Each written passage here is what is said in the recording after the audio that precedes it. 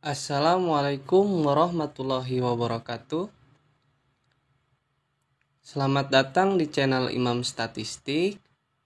Di sini saya akan berbagi tentang bagaimana caranya untuk melakukan analisa univariat atau distribusi frekuensi di aplikasi IBM SPSS.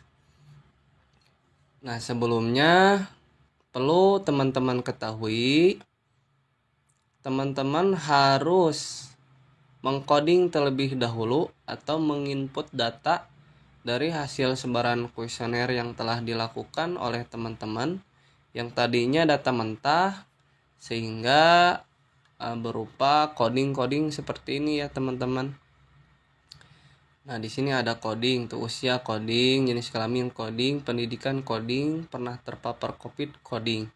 Supaya apa? Supaya nantinya kita bisa mengolahnya di aplikasi SPSS.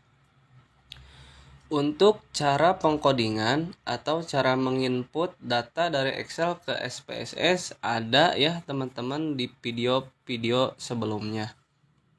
Mangga dilihat saja.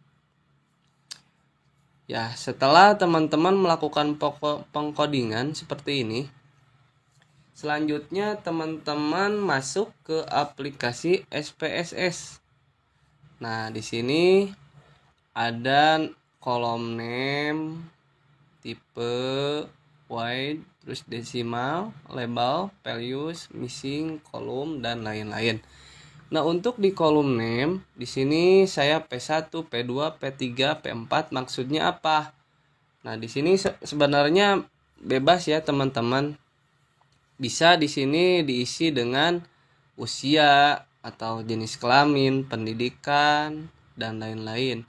Tapi perlu teman-teman ketahui bahwa di kolom name ini tidak bisa dispasi. Tapi untuk solusinya yaitu dipakaikan underscore teman-teman ya. Jadi tidak bisa dispasi. Nah, kenapa saya mencantumkan P1? Bisa jadi di sini misalkan P1 atau V1, variabel 1, variabel 2, variabel 3 dan lain-lain. Ini hanya ciri saja ya teman-teman. Coba teman-teman lihat di data view. Nah, di sini ada kan P1, P2, P3 dan P4. Sini supaya sebagai ciri saja ya teman-teman. Mau apapun itu bebas ya, itu terserah bagaimana teman-teman. Jadi cuman ciri saja. Nah, P1 kan tadi usia tuh, usia, P2 jenis kelamin, di sini P3 pendidikan dan P4 pernah terpapar COVID atau tidak. Nah, di sini supaya teman-teman ingat saja. Selanjutnya di desimal seperti biasa ubah menjadi 0. Nah, untuk di kolom wid ini tidak perlu ya, teman-teman. Selanjutnya di label. Nah, di label sangat penting ya teman-teman untuk nantinya muncul di hasil olahan SPSS. Nah, usia nanti muncul di hasil olahan SPSS. Jenis kelamin nanti muncul dan lain-lain. Terus di values di sini seperti biasa coding, ada videonya. Sebelum video ini ada, mangga dilihat saja. Terus missing tidak perlu diubah, kolom tidak perlu diubah. Nah, ini untuk paragraf atau aligen ini bisa diubah ya sama teman-teman. Jadi di sini rata kiri, di sini rata kanan, terus ini di tengah. Bebas itu bagaimana teman-teman saja. Terus di kolom measure ini tidak perlu, terus roll tidak perlu ya teman-teman karena ini nantinya akan menyesuaikan. Lanjut di data view. Nah, di sini analisa univariat ini kan analisa untuk mengetahui misalkan untuk jumlah usia 17 sampai 25 tahun teh berapa sih jumlahnya? Nah, terus untuk jenis kelamin laki-laki ini teh berapa sih jumlahnya? Terus jenis kelamin perempuan ini berapa sih jumlahnya dari responden atau dari sebaran kuesioner yang telah dilakukan oleh teman-teman? Jadi untuk mengetahui itu teman-teman analisa univariat atau distribusi frekuensi. Langsung saja ke tutorialnya. Di sini teman-teman klik tombol analyze. Nah, di sini lihat kursor ada analyze. Mangga bagi teman-teman boleh ditulis biar nggak lupa. klik analyze. Selanjutnya di sini ada deskriptif statistik. Terus, nah di sini ada frekuensi. Sekali lagi ya teman-teman, klik analyze, terus ke deskriptif statistik, nanti muncul frekuensi. Nah langsung klik sama teman-teman. Nah nanti muncul tabel seperti ini ya teman-teman. Di sini ada tabel usia, jenis kelamin, pendidikan, pernah terpapar COVID-19 atau tidak. Nah, di sini teman-teman CTRLA yang akan dilakukan analisa univariat. Terus pindahkan ke kolom variabel. Klik ini, klik. Nah, nanti pindah dengan sendirinya. Untuk di kolom statistik ini tidak perlu diubah ya, teman-teman. Terus di kolom chart. Nah, ini untuk di kolom chart ini tidak perlu diubah, tapi bagaimana kebutuhan teman-teman ya, yang nantinya misalkan ini bar chart, terus pie chart, histogram chart ini nantinya muncul gitu setelah hasil distribusi frekuensi yang ini. Tapi bebas, di sini saya centang non saja. Terus format tidak perlu, style tidak perlu, bootstrap tidak perlu ya teman-teman. Langsung saja di sini klik OK. Tunggu beberapa saat, nah muncul. Di sini ada frekuensi statistik.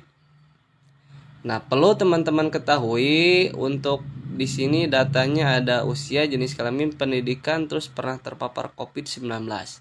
Yang sangat penting atau paling penting bagi teman-teman perlu diketahui, di sini datanya valid ya teman-teman semuanya, yang mana jumlah responden yang menjawab ini ada 30 tuh.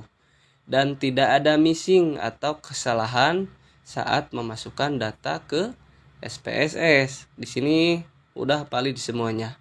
Terus turun di bawahnya tabel statistik ini ada frekuensi tabel.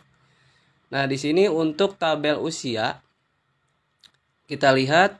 Nah, untuk usia 17 sampai 25 tahun di sini ada frekuensi atau jumlah ya, teman-teman. Di sini untuk usia 17 sampai 25 tahun ada 25 orang dengan persentase 83,3%. Begitu ya, teman-teman. Bagaimana? Mudah untuk dipahami. Selanjutnya, untuk usia 26 sampai 35 tahun, frekuensinya atau jumlahnya ada 3 orang dengan persentase 10,0%. Terus di sini ada usia 36 sampai 45 tahun, frekuensinya 2 atau jumlahnya 2 orang dengan persentase 6,7%, dengan total 30 orang dengan persentase 100%. Begitu ya teman-teman. Nantinya ini dibahas ya di pembahasan biasanya untuk untuk karya tulis, biasanya di pembahasan ini ada gitu. Selanjutnya di jenis kelamin sama seperti usia. Di sini laki-laki frekuensi atau jumlahnya ada 18 orang dengan persentase 60%.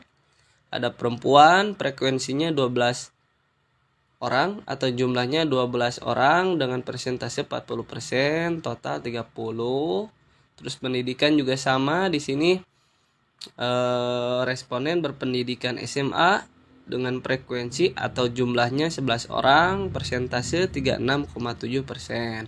Perguruan tinggi 19 orang dengan persentase 63,3%.